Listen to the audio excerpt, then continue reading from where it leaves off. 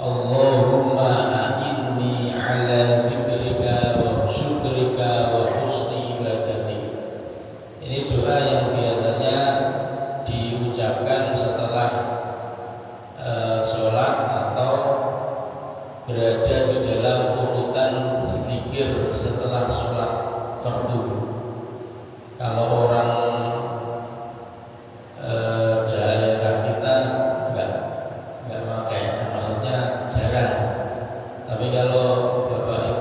lihat di orang Melayu, ya, orang Melayu yang Islamnya dari seberang itu wajib setelah sholat doa ini masih dipakai. Allahumma a'inni ala dzikrika wa syukrika wa husni ibadatik. Ini doa yang khusus diberikan Rasulullah sallallahu alaihi wasallam. Wa an Abi Umamah, dan dari Abi Umamah radhiyallahu anhu qala, berkata siapa Abi Umamah, qala bersabda siapa Rasulullah sallallahu alaihi wasallam, man qara'a ayatal kursi dubura kulli sholatin maktubatin lam yamnahu min ad-dukhulil jannah illa al-maut. Berkata siapa Rasulullah sallallahu alaihi wasallam, man bermula siapa orang qara'a yang membaca siapa man ayat al-kursi pada ayat kursi dubura kulli sholatin di dalam setelah setiap sholat maktubatin yang diwajibkan atau sholat fardu, lam yamna maka tidak mencegah hu pada man min dukhulil jannati dari masuk surga apa ilal mautu kecuali mati. Rawah bercerita pada hadis An-Nasa'i siapa Imam Nasai wa sahaha dan mendokehkan pada hadis Ibnu Majah siapa Ibnu Hibban siapa Imam Ibnu Hibban. Wazada dan menambahi fi di dalam hadis At-Tabrani siapa Imam Tabrani wa qul huwallahu ahad dan surat qul huwallahu ahad. Masih sekitar pembahasan zikir setelah sholat fardu. Kata Rasulullah, barang siapa yang membaca ayat kursi setelah selesai sholat maktubah sholat fardu, maka tidak mencegah orang tersebut dari masuk surga kecuali kematian. Akhirnya kata Rasul, nek pengen kita ahli surga itu ada sebabnya. Sebabnya ahli surga itu ya berarti matinya husnul khotimah. Itu setelah selesai sholat fardu selalu istiqomahkan membaca ayat kursi.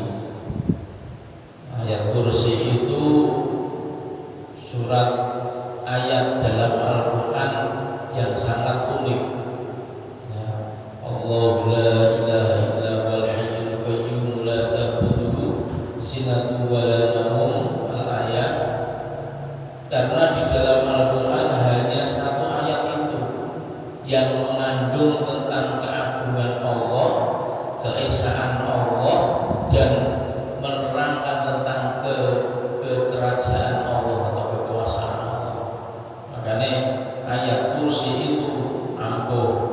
Nah, kalau menurut beredar di kalangan orang awam, nah kalau ada setan dibacakan ayat kursi gitu. Kalau ada orang kesurupan dibacakan ayat kursi. Karena memang ayat kursi itu adalah satu ayat yang istimewa di dalam Al-Quran. Kenapa dikatakan ayat kursi? Karena ayat dinamakan ayat kursi karena mengambil dari salah satu kalimat di dalamnya, yaitu wasi'a kursiyyus samawat. Makanya dikatakan ayat kursi. Dan ini kalau setelah sholat dibacakan, diistiqomahkan. Alhamdulillah kalau jamaah kita,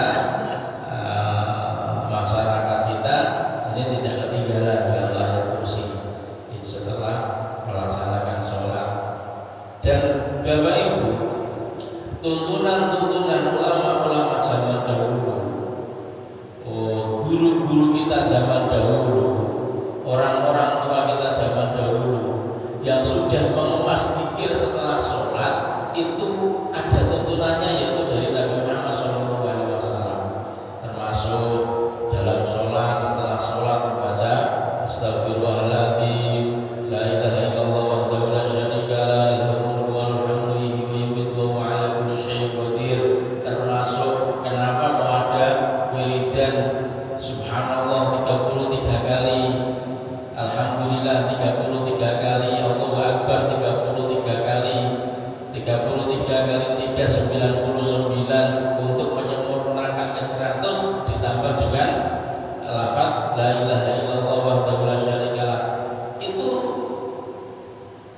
hadisnya, ada ajaran dari Nabi Muhammad SAW yang mungkin sudah dibahas sama Abah pada pertemuan kemarin. Nah, ini melanjutkan. Jadi Bapak Ibu tidak usah khawatir dan yakin mantap apa yang kita amalkan itu, ya itu sudah diterapkan, sudah diteliti, sudah dipastikan bahwasanya itu adalah amalan-amalan yang diajarkan oleh Nabi Muhammad SAW. An Malik bin Khuwairis, dari Malik bin Khuwairis berkata, siapa Malik bin Khuwairis? Qala bersabda siapa Rasulullah sallallahu alaihi wasallam, "Shallu kama ra'aitumuni usolli." Shallu, salatlah siapa kamu semua kama seperti salat ra'aitumu, yang melihat siapa kamu semua. Ra'aitumu, yang melihat siapa kamu semua ni padaku. Usolli, yang salat siapa saya. Rawahul Bukhari. Tuntunan sholat, kata Rasul, sholatlah kalian seperti apa yang kamu lihat ketika saya sholat. Artinya di sini tidak ada praktek sholat yang tidak dari Nabi Muhammad SAW. Kalau dalam hadis panjangnya itu ada seseorang yang datang ke masjid kemudian sholat, kata Rasul, dikatakan, sudah sholat belum? Sudah. Innaka lam tusolli farji. Kamu belum sholat, kembali sholat lagi sampai 3 kali. Kenapa? Karena yang dilaksanakan orang tersebut itu salah, tidak sama dengan sholatnya Nabi Muhammad SAW. Kemudian setelah itu Nabi memanggil orang tersebut sampai 3 kali sholatnya salah, kemudian diajari, kalau kamu mau sholat itu wudulah yang benar. Setelah wudu takbir, baca surat Fatihah, kemudian baca surat pendek, kemudian rukuk, i'tidal, sujud, duduk di antara 2 sujud, kemudian sujud lagi, kemudian naik. Itu cara. Jadi sholat itu akan terus terjaga dari zaman Nabi Muhammad sampai zaman akhir. Siapa yang menjaga? Yang menjaga adalah para ulama-ulama, para wali-walinya Allah yang akan terus melestarikan ajaran sholat yang sesuai dengan Nabi Muhammad SAW. Makanya ini penting bagi kita Bapak Ibu untuk selalu mengupdate ilmu, terus belajar ngaji, menolong. Siapa tahu sholat kita ini ada yang tidak sesuai. Karena kalau ada yang tidak sesuai, kemudian kita ngaji, kita bisa membenari, bisa terkadang orang salah itu tidak terasa karena sudah dari kecil yang ditahu itu seperti itu. Ternyata ketika dilihat dari hukum fikih ternyata beda.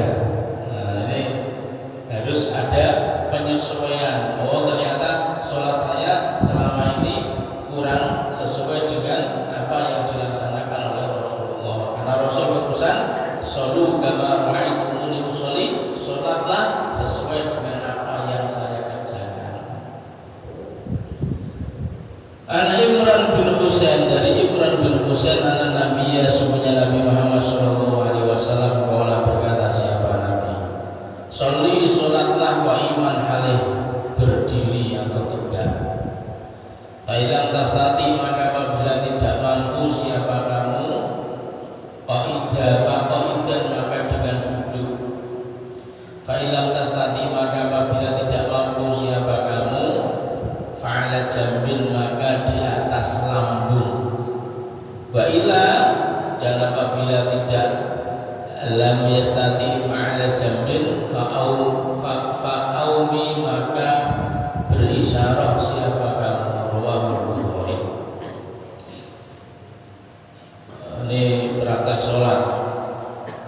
Kata Rasulullah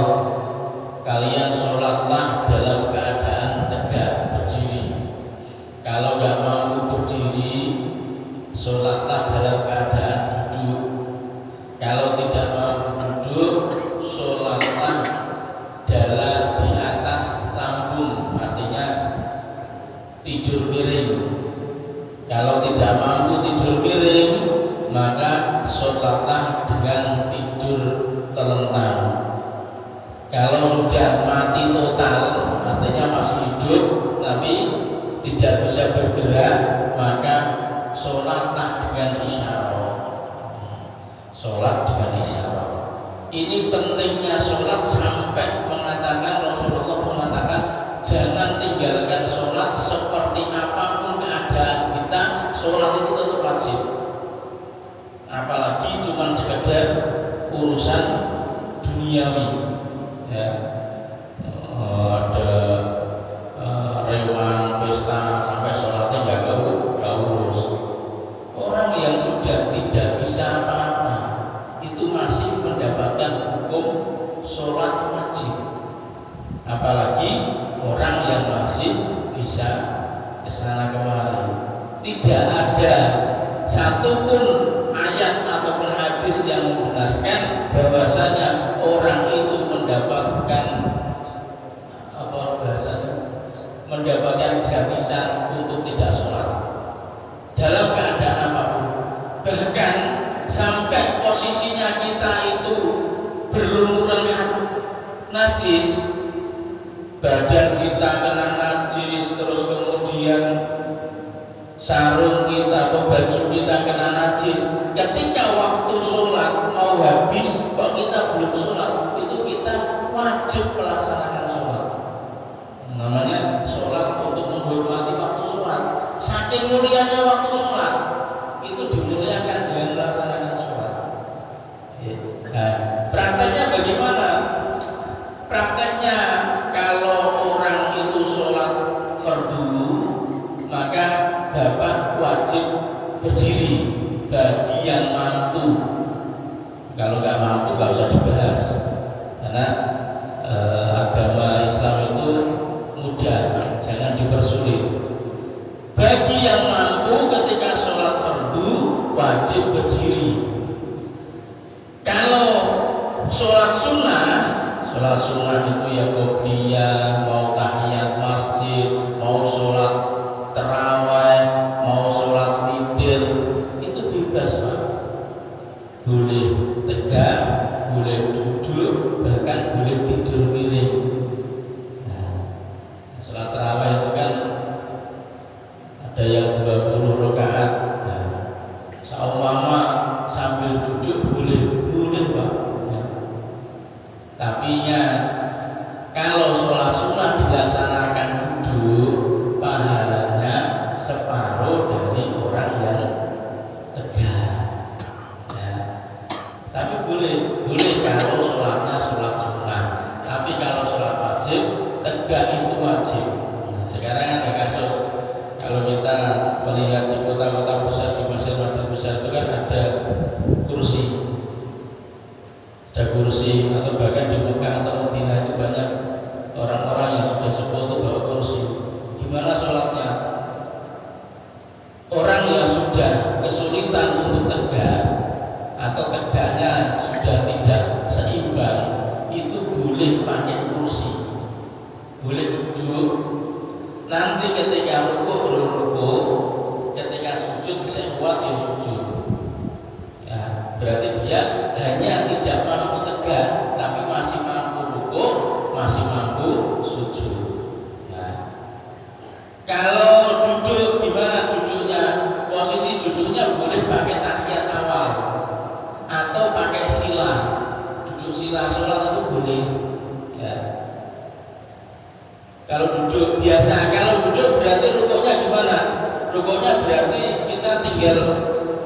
Nah, ini kalau di pesawat ya, perjalanan kalau ke luar negeri kalau jauh itu pasti ada waktu sholat di sana. Ya. Jadi sholatnya di kursi. Ya. Berarti kalau rukuk itu dicondongkan, ya, dicondongkan ke depan. Allahu Akbar, Sami Allahu liman hamidah. Kalau sujud agak direndahkan daripada rukuknya. Berarti kalau sujud itu kalau prakteknya duduk. Kalau prakteknya tidur, pada Kadang kita ngerti tidurnya miring, sholat itu tidurnya miring, tapi nggak ngerti posisi kepalanya di mana. Atau tidur telentang, atau apakah basing di tempat tidur telentang atau bagaimana. Kalau sholat tidur miring itu yang kalau bisa kepalanya itu menghadap kiblat, kemudian pakai lambung yang kanan, berarti posisinya kepalanya di utara, ya, lambung yang kanan di bawah. Itu kalau memungkinkan. Tapi kalau tidak memungkinkan, boleh dipakai lambung kiri. Yang penting masih menghadap ke arah kiblat. Kalau sholat telentang itu kakinya menghadap ke kiblat. Jadi orangnya kepalanya di sana, kakinya di arah kiblat, kemudian bagian kepalanya itu diangkat, diganjel pakai bantal sehingga ada tetap menghadap ke kiblat. Nah, itu baru melaksanakan sholat. Kalau sudah tidak mampu untuk gerak, ini kan posisinya masih bisa gerak. Kalau nggak bisa untuk gerak, maka pakai isyarah dengan mata. Jadi kalau sholat pakai isyarah dengan mata itu berarti gini. Jadi matanya kalau sedang rukuk, kemudian sujud, kalau rukun yang agak panjang, berarti isyarahnya lebih lama. Berarti sami Allah. Kalau matanya sudah tidak bisa bergerak, maka pakai isyarah dengan kelopak mata. Tadi sudah, kalau sudah pakai mata, isyarahnya pakai hati. Caranya gimana? Kalau orang yang sudah tidak bisa apa-apa, sholatnya di dalam hati. Jadi menggambarkan sholat di dalam hatinya, mulai dari takbir, kemudian baca Fatihah, kemudian posisi rukuk, posisi sujud, itu digambarkan di dalam hati. Itu sudah paling mentok. Orang yang tidak bisa apa-apa, sholatnya isyarahnya dengan hati. Nah, masalah wudunya gimana, Pak? Masalah wudunya, orang yang sakit itu boleh diwudukan, boleh diwudui. Jadi ahli keluarganya mengambil air yang suci mensucikan, kemudian orang yang sakit dituntun, ayo Pak, niat tak wuduin. Yang niat yang sakit, yang membasuhkan yang sehat, diratain ya. Kemudian waktu tangan dibasuh tangannya. Nah, niatnya yang niat yang sakit, yang wudui, yang ngasih air yang sehat. Nah, baru disuruh untuk sholat. Tapi kalau ada orang sakit yang sudah seperti ini, sebelum sholat harap dicek bibisnya, BAB-nya, ini wajib disucikan dulu sebelum sholat. Kalau sudah bersih suci, baru diwudui, kemudian dituntun diajak sholat. Jadi tidak ada alasan untuk meninggalkan sholat ketika nyawa masih berada di dalam badan kita. An Jabir an Nabi Sallallahu Alaihi Wasallam pula berkata, siapa Nabi limaridin, bagi orang yang sakit, sholat yang sholat siapa marid ala wisadatin, di atas bantal. Faroma maka melemparkan siapa Nabi dia dengan wisadah. Faqala, dan berkata siapa Nabi, sholli, sholatlah alal ardi, di atas bumi, ini statokta, ketika mampu siapa kamu. Wa ila, dan apabila tidak ini statokta, fa'awi, maka berisyarah siapa kamu, imaan dengan isyarah. Waj'al sujudaka, dan jadikanlah sujudmu Akhfadhu iku lebih rendah min ruku'ika dari ruku'mu. Rawahul Baihaqi bisanadin dengan sanad qawiyin yang kuat, walakin sahaha tetapi menyebutkan Abu Hatim siapa Abu Hatim waqfahu pada mauqufnya hadis. Ini sholat yang pakai bantal. Ketika ada Pak itu orang sholat sikitnya selonjor gitu, yang dengkulnya sakit ini loh. Sholatnya selonjor ini rukuk sujudnya gimana? Itu ada cerita waktu Nabi itu melihat orang yang sakit, ternyata dia sholat itu pakai bantal. Bantalnya diletakkan di depan, ya. Ada dua kemungkinan, bantalnya yang diangkat karena dia pengen apa? Jadi posisi gitu. Ini orang sholat gini, terus bantalnya ini ditaruh di sini, jadi dia sujudnya di bantal di awal-awal, tidak di tidak di lantai. Maka Rasul mengatakan langsung sama Rasul, bantalnya dibuang. Kata Rasul, sholatlah di atas bumi kalau mampu, kalau nggak mampu maka agama itu mudah, jangan mempersulit. Kalau tidak mampu maka sujudlah, rukuklah dengan merunduk, yang sujud lebih rendah daripada rukuk. Nah, kayak tadi kalau ada orang yang sholatnya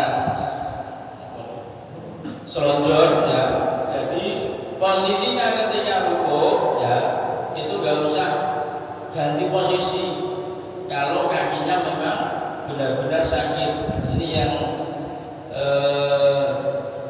lututnya yang sudah pengkapuran, yang sepuh-sepuh itu ya, itu cukup sholatnya seperti ini selonjor ya. Kemudian ketika rukuk gitu ya, sami Allahu liman hamidah. Ketika sujud agak direndahkan. Nah, itu caranya. Jadi kalau tidak mampu sujud di atas lantai maka tidak perlu sujud. Jadi nggak perlu bawa bantal atau bawa kayu biar dia bisa sujud, karena itu tidak mencukupi sebagai syarat sujud. Mungkin itu dari pengajian pada hari ini. Kalau ada pertanyaan monggo.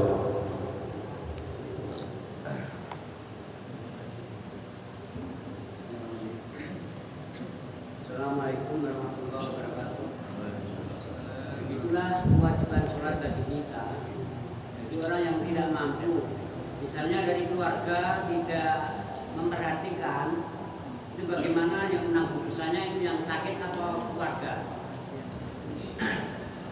Jadi kalau ada orang yang sudah sakit tidak bisa kemana-mana, itu kalau urusan sholatnya itu dia wajib sholat, keluarganya wajib bantu. Dalam Al-Quran dikatakan ku anfusakum wa ahlikum nar, jagalah dirimu dan keluargamu dari api neraka. Jadi artinya kalau ada orang yang sakit kok keluarganya tidak ngurusi sholatnya, berarti keluarganya berdosa.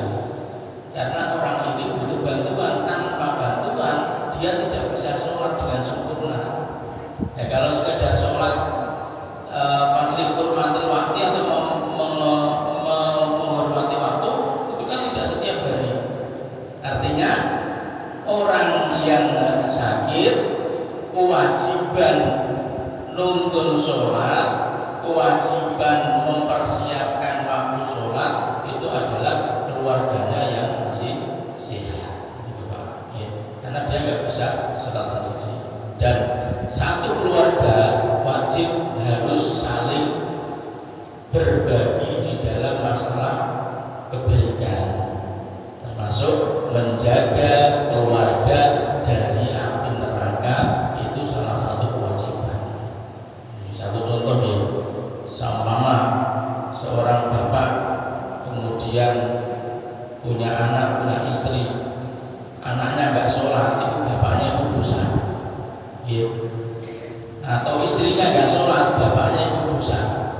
kalau tidak diperintah. Tapi kalau sudah diperintah kok apa bahasa terblek ya kurang belum sholat, ya, itu tidak, bapaknya sudah gugur kewajibannya karena sudah mengarahkan keluarganya. Begitu.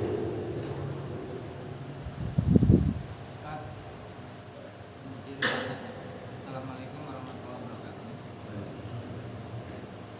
Ini mengenai sholat yang tidak mampu berdiri, apakah bisa menjadi imam untuk orang lain? Misalnya dalam keluarga, suami tidak mampu lagi berdiri, tapi ingin sholat berjamaah misalnya dengan keluarganya, dengan istri atau anaknya yang belum balik, itu gimana?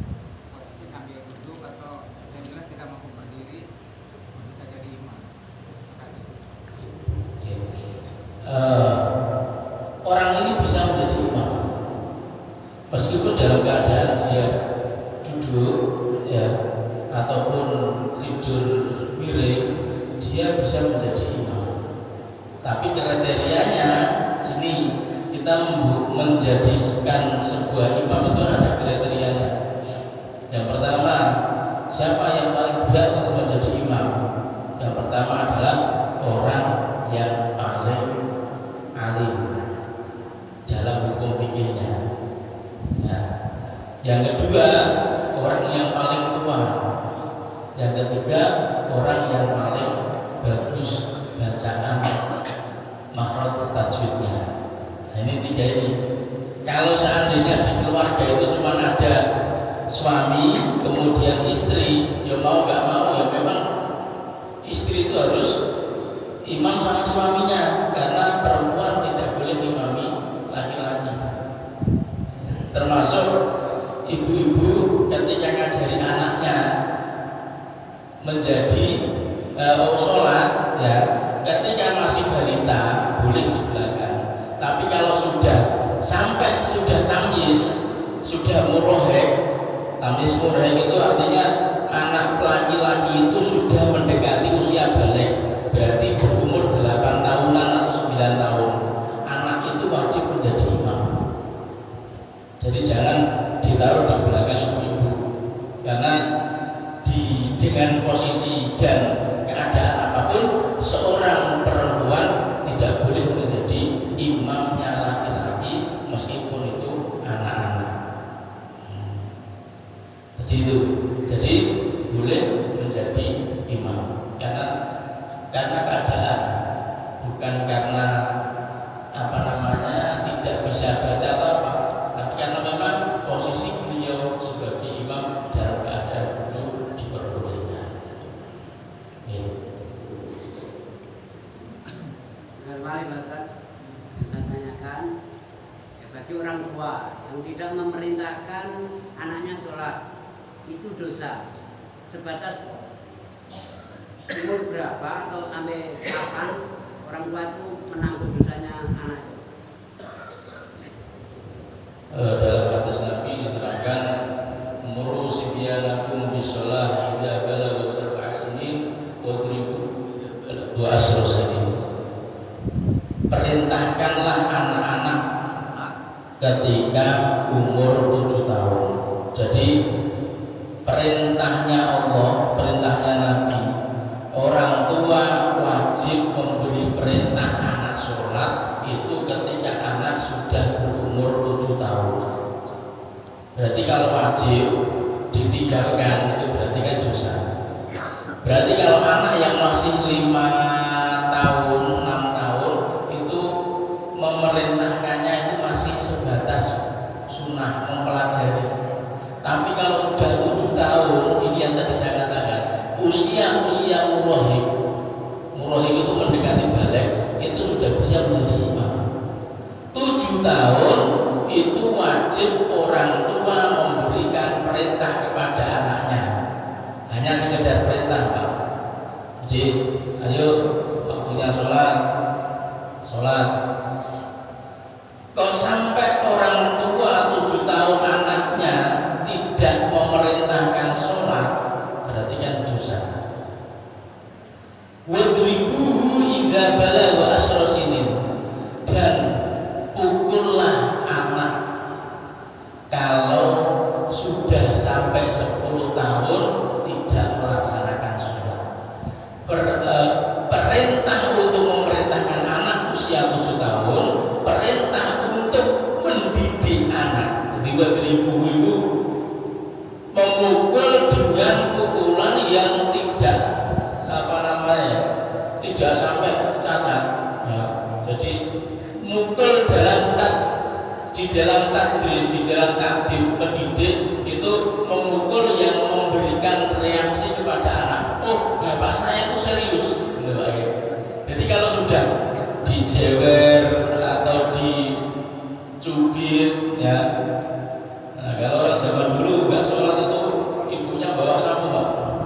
Ya, itu wajib. Artinya memberikan respon yang bersifat sentuhan fisik kepada anak yang umur 10 tahun untuk hal sholat itu kewajiban orang tua. Jadi dipanggil anaknya waktu sholat zuhur kok nggak datang, dipanggil, kamu kemana kok belum sholat? Udah sholat belum? Belum Pak, waktu zuhur masih, langsung suruh sholat. Ya.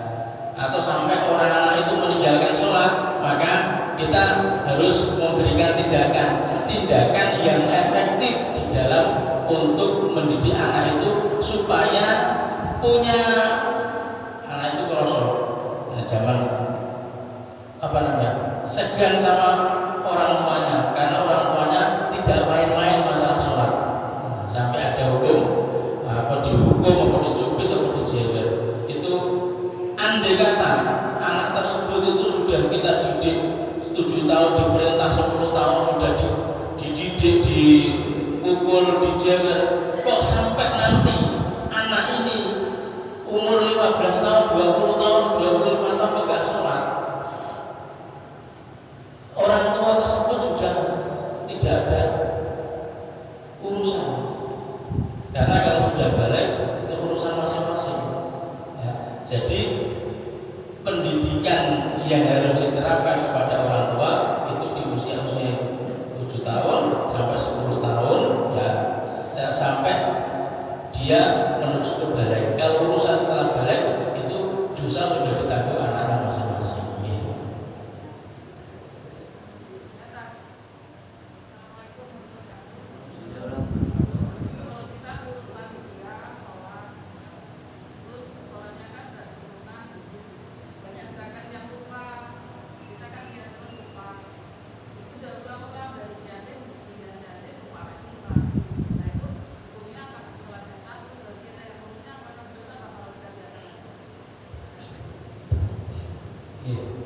Ini apa?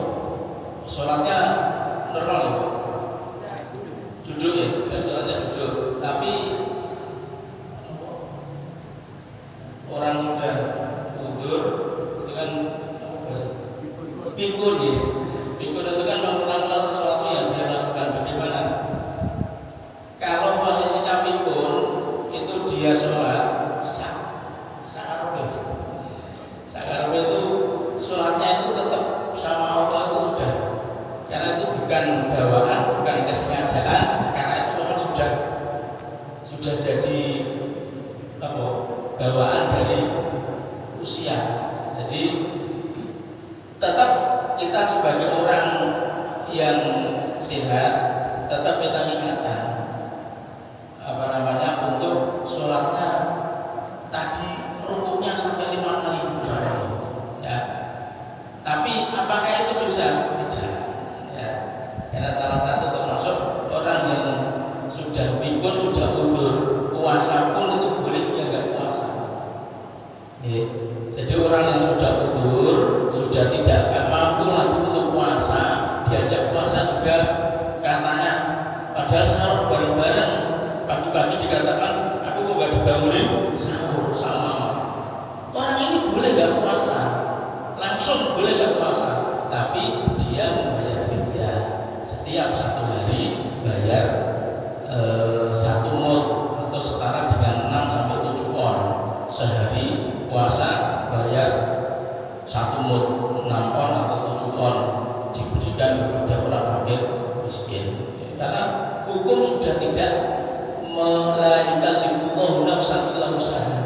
Allah tidak pernah memaksa sesuatu hukum, sesuatu keadaan kecuali dengan atas kemampuannya orang tersebut. Enggak masalah Bu. Yang penting waktunya sholat diingatkan untuk sholat.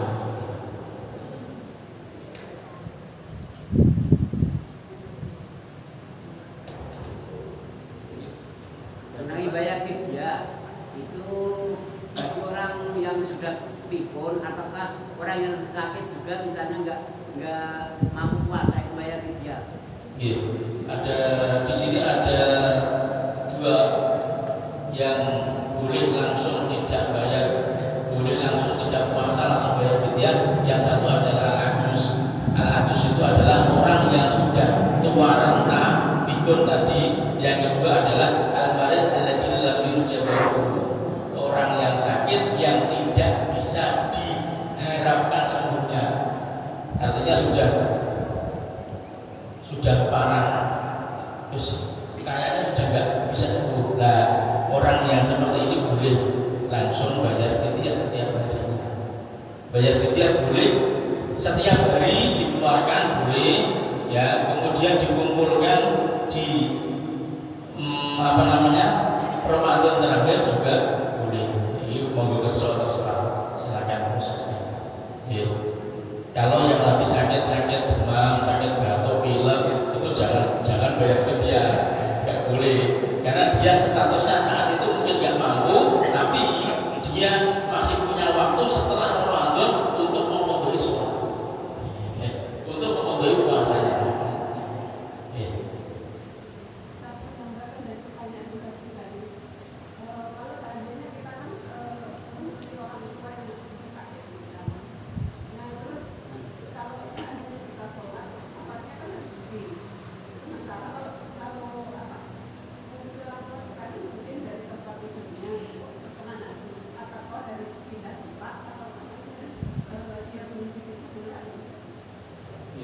Jadi tadi sudah sedikit saya singgung, nanti saya perjelas.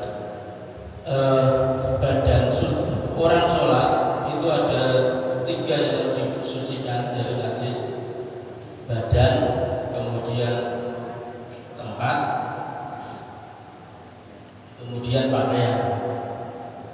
3 ini yang wajib harus suci dari najis. Andai kata ya kita maklum ya, namanya tempat tidurnya orang sakit itu pasti, saya yakin mungkin pasti najis. Mungkin ada air kencing atau muntahan atau apa.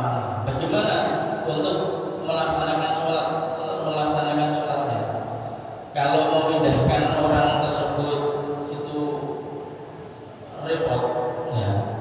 Jadi cukup dibentangkan atau diganti dengan alasnya diganti. Yang penting alasnya waktu sholat itu suci. Ya mungkin dalam posisinya kasurnya sama itu najis, tapi alasnya itu tetap suci. Ibaratnya alasnya itu sajadahnya itu tetap untuk diupayakan agar mengganti ketika sholat. Tapi kalau sudah diganti kemudian bisa dipakai untuk beberapa kali sholat, ya itu boleh, asalkan tidak sampai terkena najis pada saat waktu itu. Ini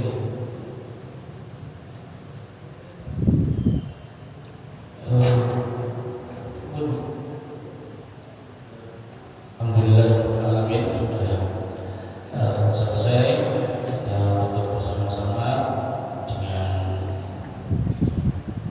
surat Al-Fatihah. Mudah-mudahan berkah, bermanfaat, ditunjukkan oleh Allah dalam hukum yang benar. Al-Fatihah.